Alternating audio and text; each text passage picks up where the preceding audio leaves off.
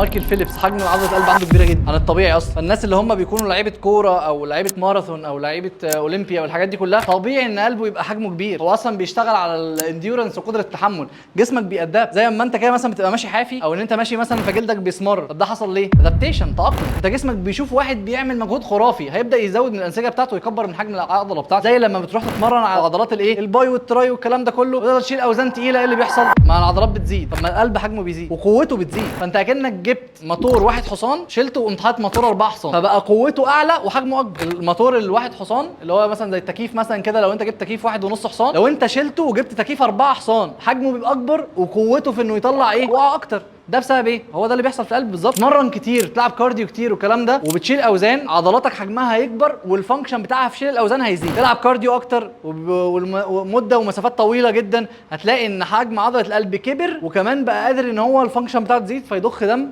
بكميه ايه اكتر.